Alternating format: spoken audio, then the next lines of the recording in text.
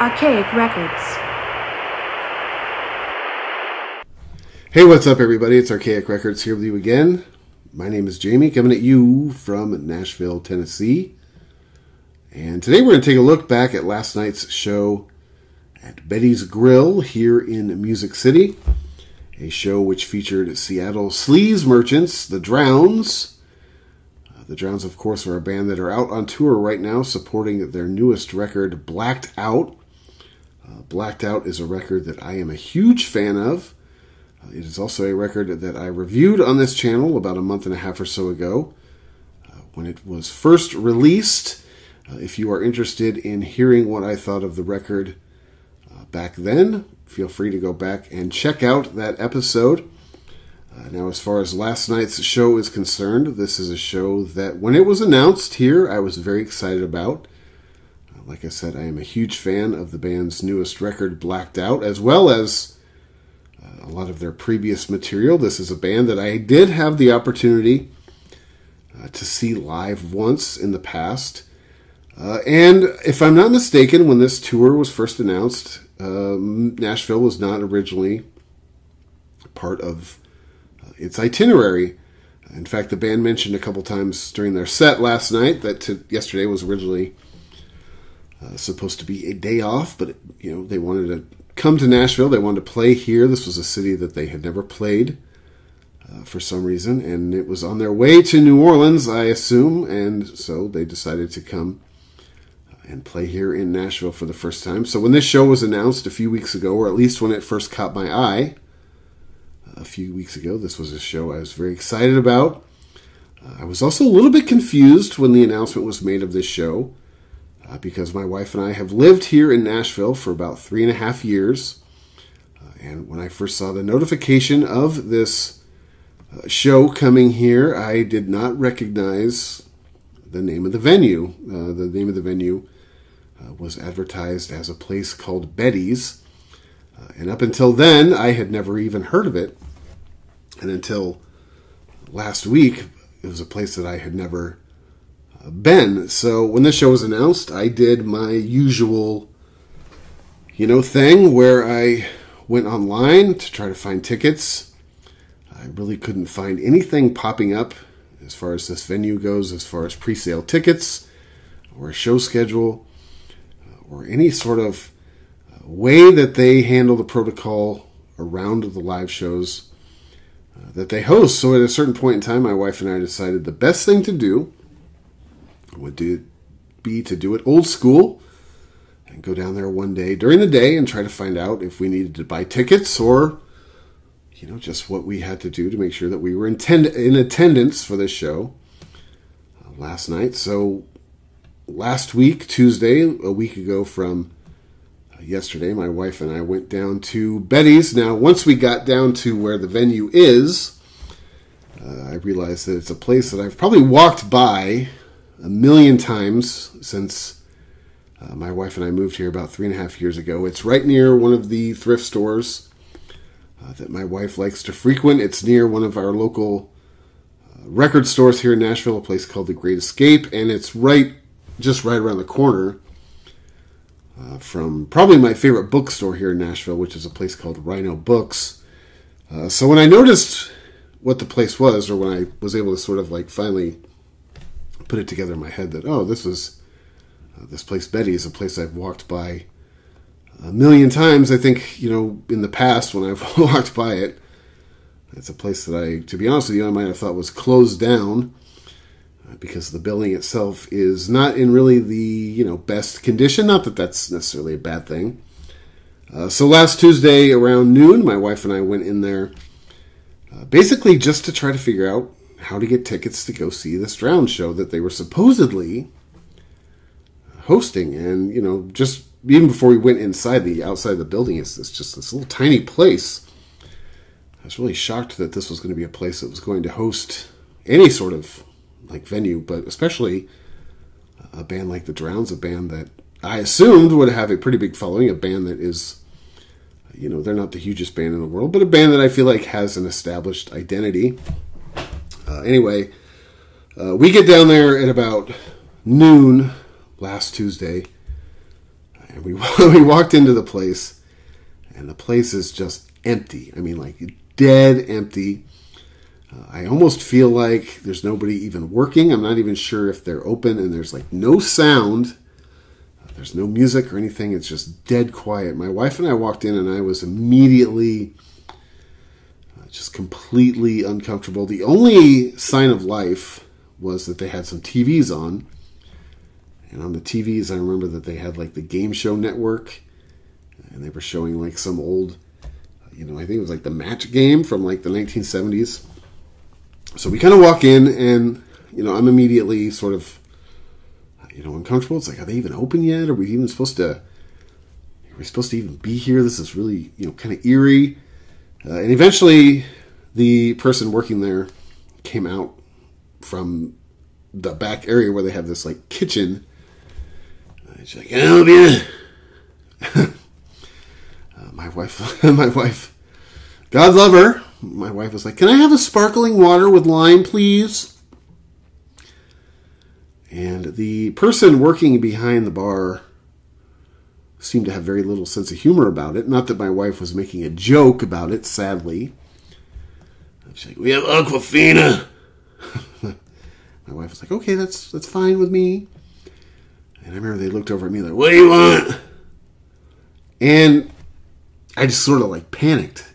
I do the same thing in restaurants a lot. I'm not sure what I want, and I feel all this pressure to, get the ordering process done, that a lot of times I'll sort of panic order, and I won't even remember what I ordered when the order actually comes to the table, but I heard myself basically squeak out, "I'll have a Coke," which isn't really like me. For one thing, I don't usually drink a lot of soda, especially don't drink regular soda. If I'm going to drink soda at all, it's usually going to be a diet. But I just like, "I'll have a Coke." And I remember she just kind of like looked at me like, I was like, "Well, it's noon, honestly. It's a little early for me, if you don't mind." So my wife and I sat there, and basically the whole point of our visit was to try to find out about this Drowns show. But we thought we could sit there and have a drink and sort of chit-chat, and hopefully the person working there would have the answers to our questions. But as my wife and I sat there, I am somebody, as I just mentioned before, I get very uncomfortable very easily. I am very self-conscious. I don't like annoying people. I don't like approaching people. I always feel like I'm bugging anybody that I go and try to talk to. My wife and I are kind of elbowing each other, like, ask, no, you ask, because we're both kind of like that. And I got the sense that the server there was not particularly fond of us, which is fine. I'm not particularly fond of myself either. I always tell people I hate myself more than you ever could, so I win, son. Now, after a few minutes of us sitting there sort of awkwardly trying to coax the other one into asking about these show tickets, or how we go about attending this show that was going to happen a week from that day, thankfully, another person walks into the establishment, and as he comes in, I'm just hugely relieved, for one thing, because not saying that the server there was giving us the dagger eyes, but it certainly felt like I was sort of being given the dagger eyes. I was very uncomfortable. I'll just say that again. So anyway, this guy comes in after we've been there for a few minutes, and he's got this garbage bag, like a full-size garbage bag, slung over his shoulder. Of course, why not? And he orders a beer, and he sits down, and he tells us, he's like, "I just found this huge bag of donuts. You want one?" And I was like, "I'm okay, man. Thanks a lot."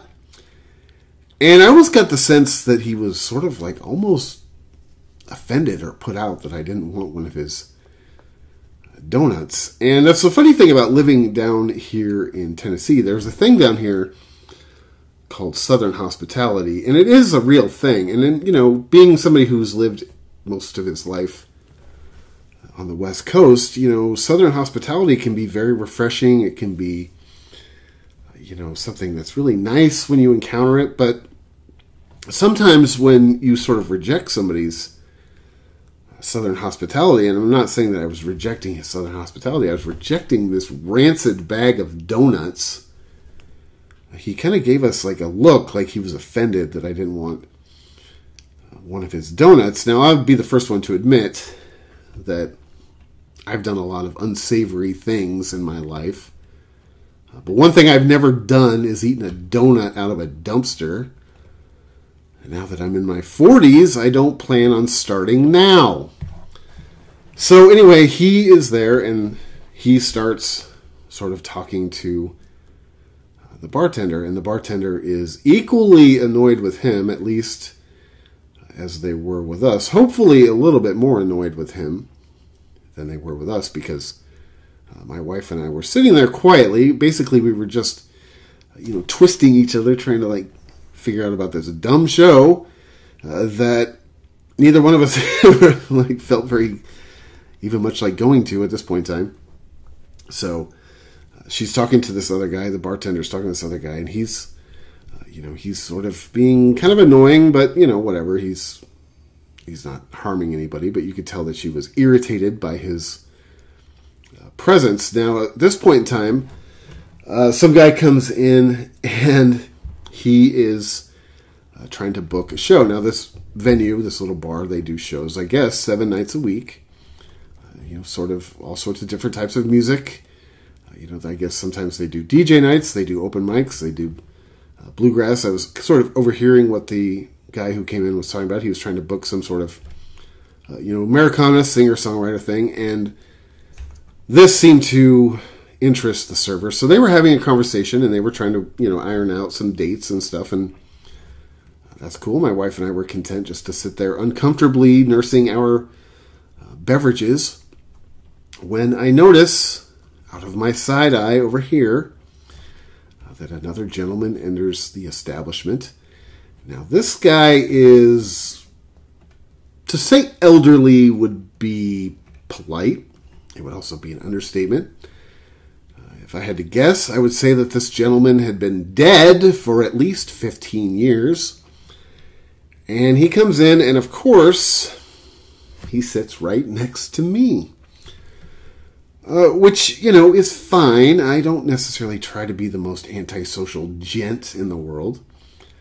But like I said, I don't necessarily love approaching people. I always feel uncomfortable. I always feel uncomfortable, striking up small talk with somebody I've never met before.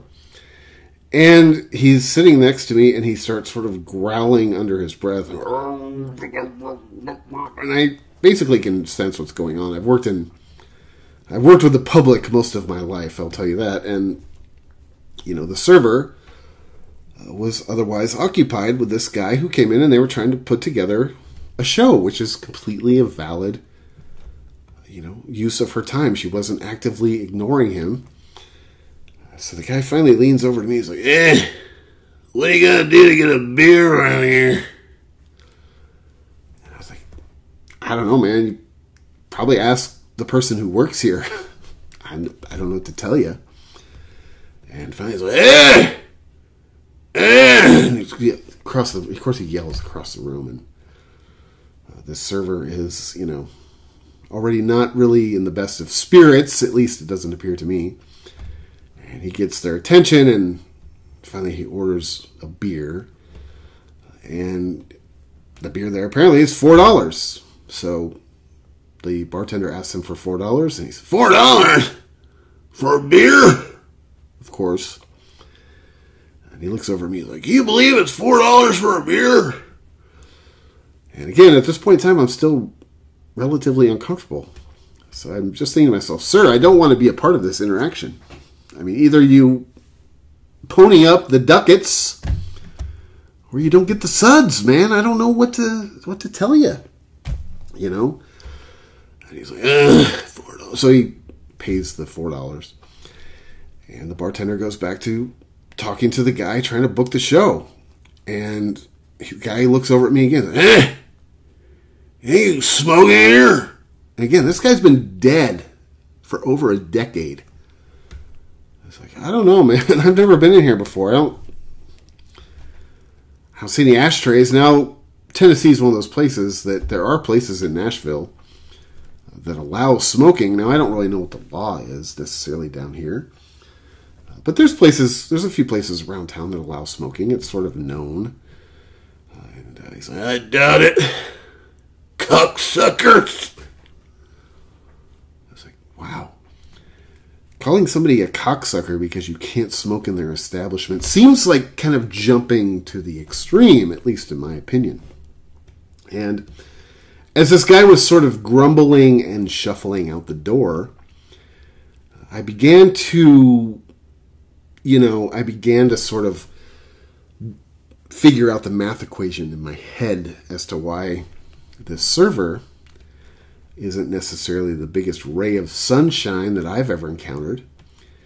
It's because they work the day shift at this place that if it's not the end of the road, it's just a couple of doors down from the end of the road.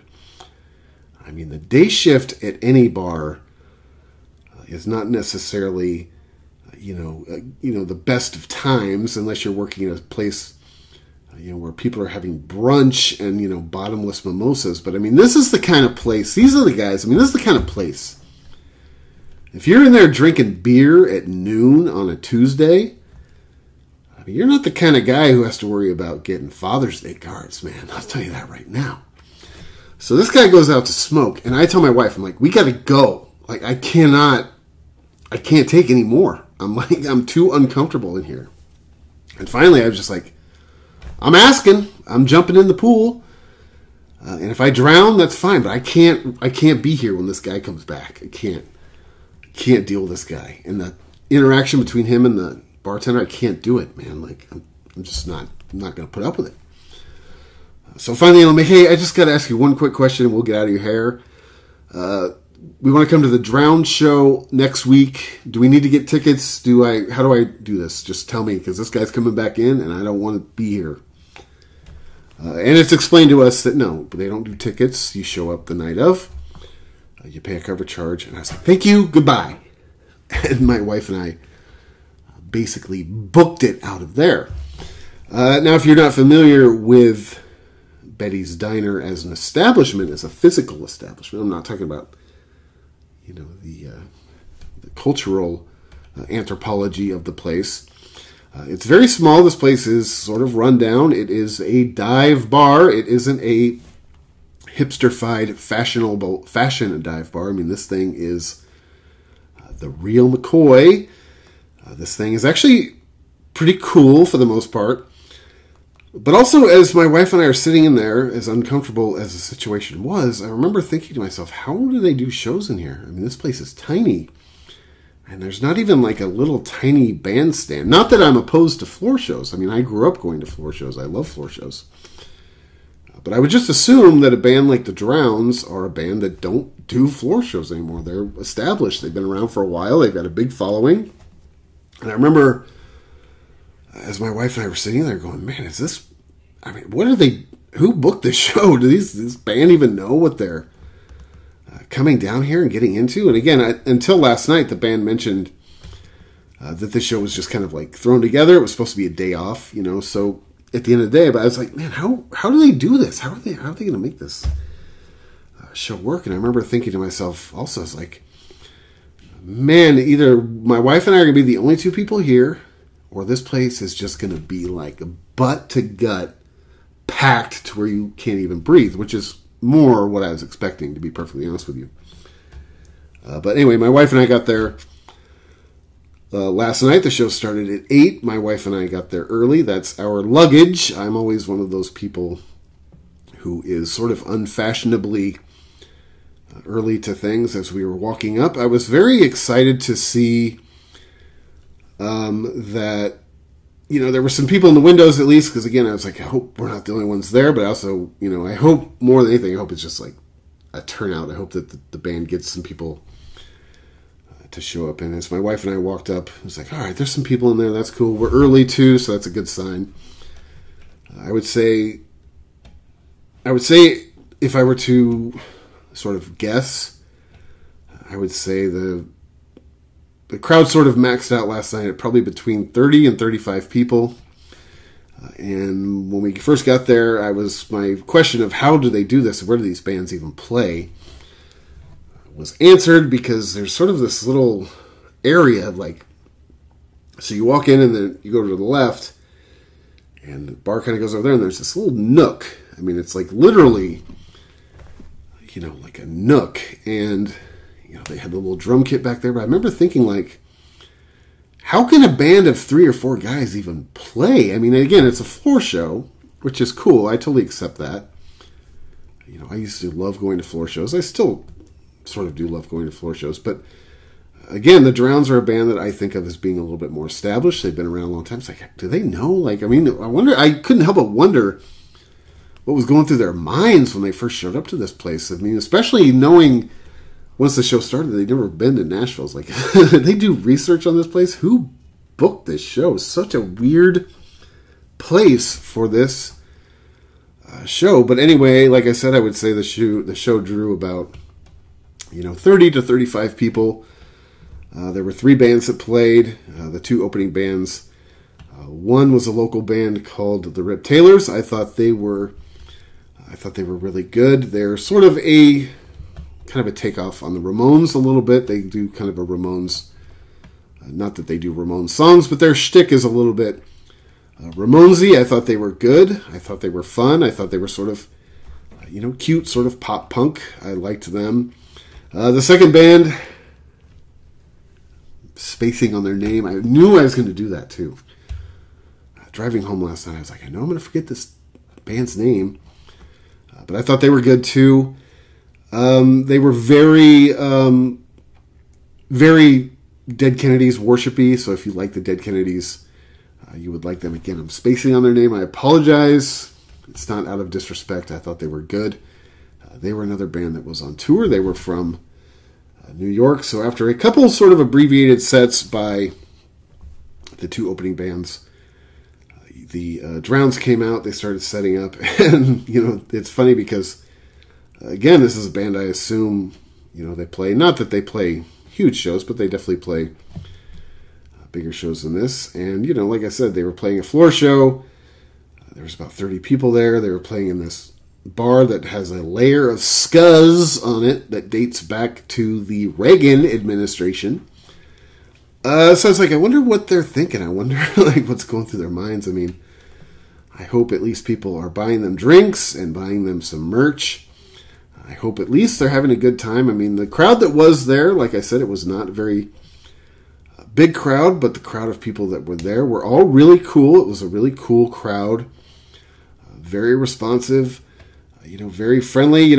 I've said this before on this channel. I mean, Nashville is a weird market for, shows like this. In a couple weeks, we've got, the Descendants and the Circle Jerks coming to Nashville playing Brooklyn Bowl. That show's completely sold out. It makes me very proud of Nashville. But again, those are bands that are big, established, bands that have an identity, bands that are recognizable all over the world.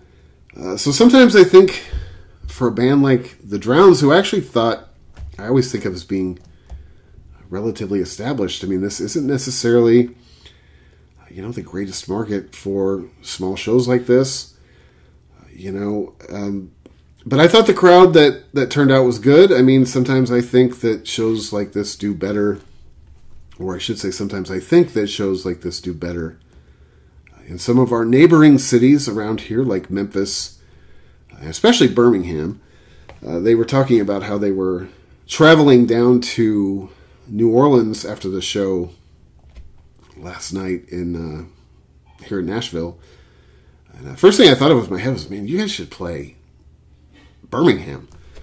There's a venue in Birmingham called the Nick that these guys would just absolutely destroy, and they'd probably sell it out. Honestly, Birmingham is like such a cool, rock and roll city, much more so than Nashville. And I'm not throwing rocks at Nashville, but I'm just saying that last night kind of served as evidence that shows like this don't necessarily do the best business here in Nashville. And of course, it was a Tuesday night, which became sort of a recurring joke among the band. So that didn't do anybody any favors either. But I will say, like I said, the crowd that was there, everybody had a good time. Everybody seemed really cool. Everybody was very responsive. There was a couple people that stood out in my head that I'd never seen around before. But there was these two ladies in there who were basically, I would sort of describe them as being like swim team moms. Man, they were just having the greatest time of their life. It was actually really cool to see when they walked in. I was like, wow, I wouldn't expect that. I mean, these are women that look like they live in the suburb that I work in. But man, they were having a good time. They were drinking, they were dancing, they were having a good time. So that was really cool. I thought everybody in the show, everybody in the crowd was really cool. That's one of the cool things, I guess, about a city, like Nashville, where maybe the community here is a little bit smaller than you might find in other cities. I thought that everybody seemed pretty tight-knit. You didn't get any, static or friction among anybody. But as far as the show itself goes, man, I thought the Drowns were awesome. This is my second time seeing them. They didn't allow the venue or the size of the crowd to, dampen their performance, dampen their spirits. If it did, I will say that they put on a brave face, and they certainly had a very positive attitude about the situation.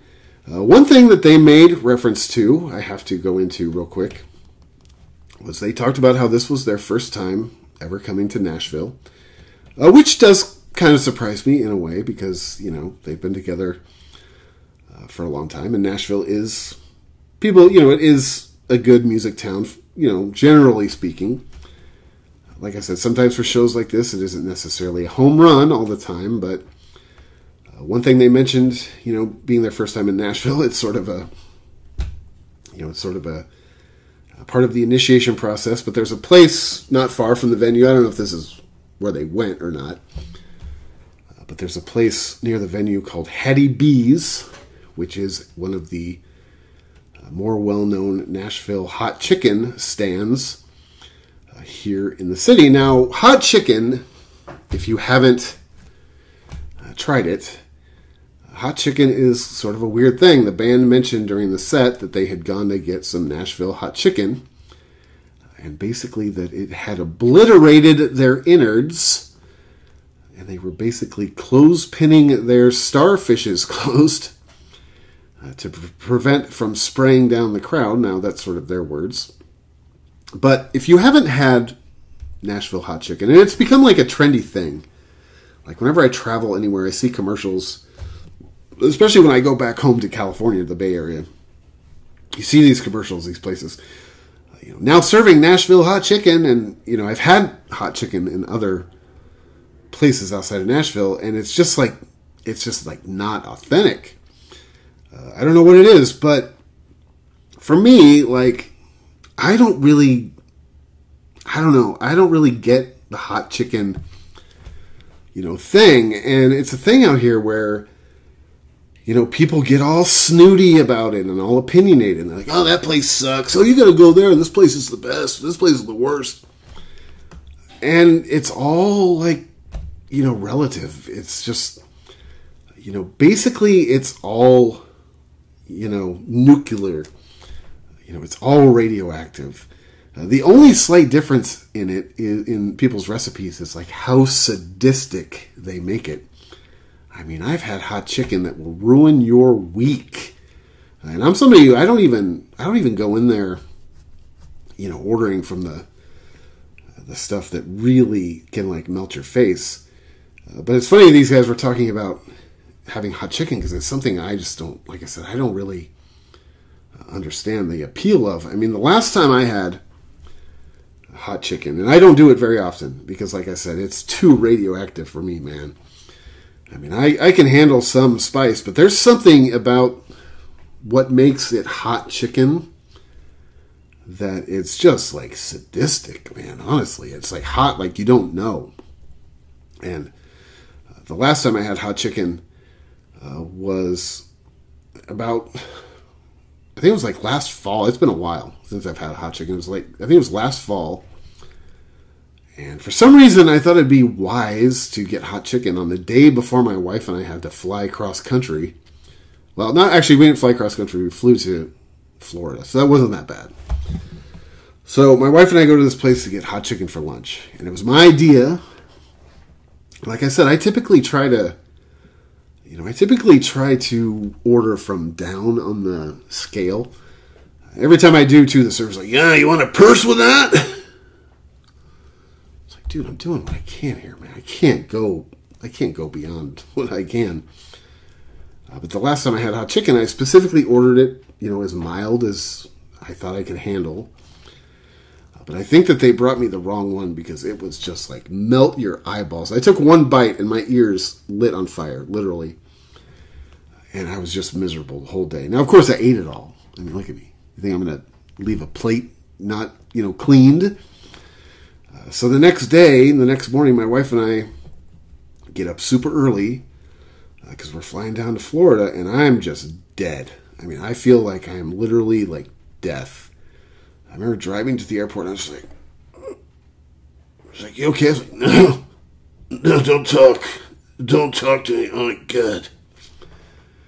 And we go through customs, and I'm just praying, man. Like, just please, God in heaven, let me make it to the other end of this flight before, the end of times, because I do not want to blow up a plane midair. Just please, I'll do anything. I'll repent. I'll do anything. Just please, God. And as we're walking through the Nashville airport, I'm just like dead inside. And the first place I see as we're walking through the airport is a hot chicken place. And this is like 5 a.m, and there's people in there stuffing themselves with the hot chicken.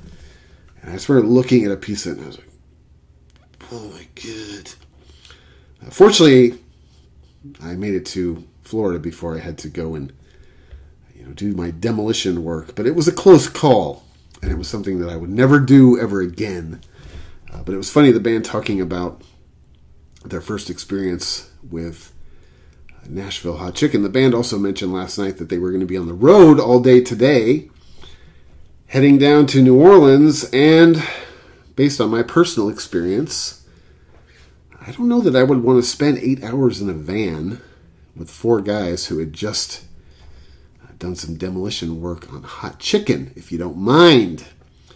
I remember the first time I ever had hot chicken, my wife and I came to Nashville. I think we were here on holiday. It was like in 2015, and we came down here in the dead of summer for some reason. And the summers I actually kind of like. Now that we live here, I'm used to it. I kind of like the summers, but we were living in the Bay Area at the time. And there's no summer out there. It's like 75 degrees.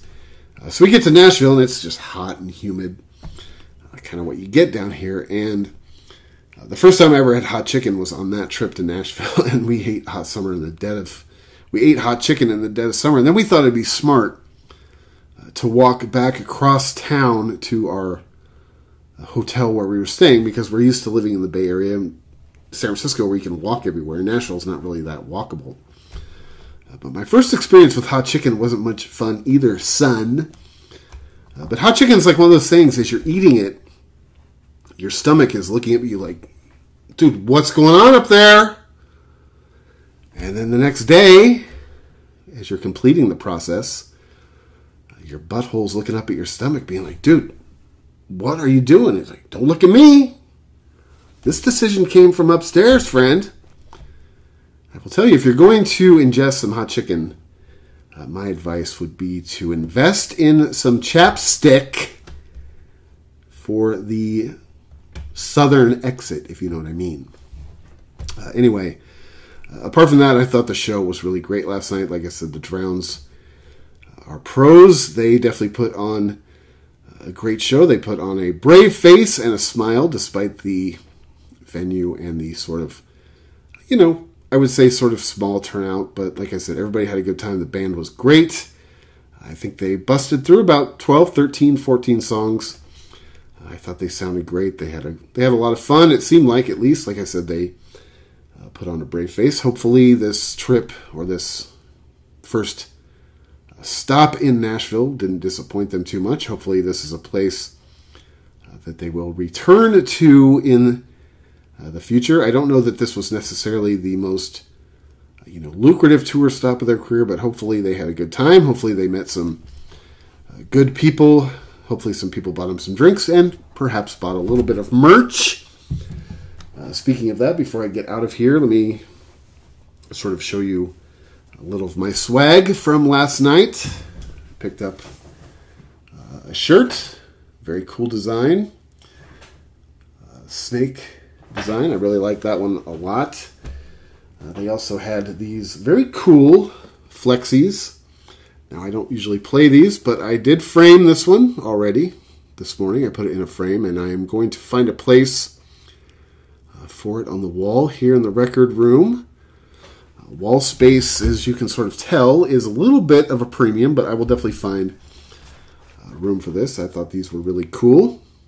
I love that logo from the blacked out record. They also had some pretty snug stickage, if you know what I mean.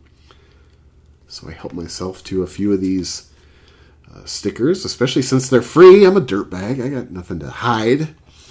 Anyway, man, if you have a chance to see the Drowns while they were out on this tour, they are heading down to New Orleans tonight. I believe they are playing in New Orleans tonight, and then they are heading out west from there, according to the tour itinerary that I was looking at. If these guys come to your town on their way back home to Seattle, be sure to stop in and see them. They put on a great show. You will definitely not be disappointed. Be sure to go out and support a live show. Buy a record, buy a CD, buy a t-shirt. Remember that your relationship with music is a two-way street.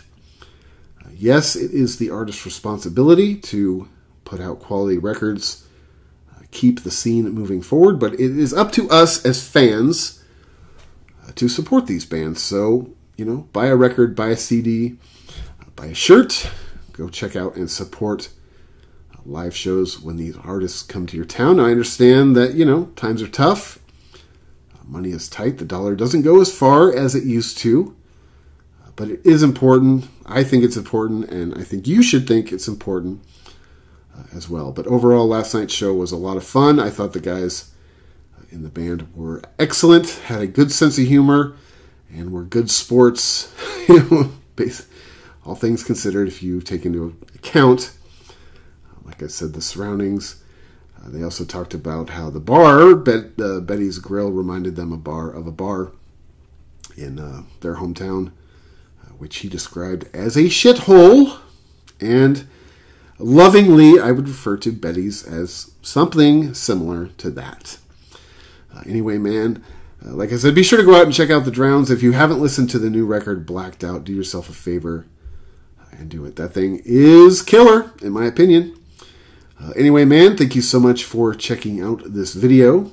This is Archaic Records. My name is Jamie, coming at you from Nashville, Tennessee. Be sure to go out and support your local record store. Check back every week for Morrissey Monday, a weekly celebration of all things Morrissey and the Smiths, as well as other record content and album reviews throughout the week. And until next time, my friends, I'll talk to you then.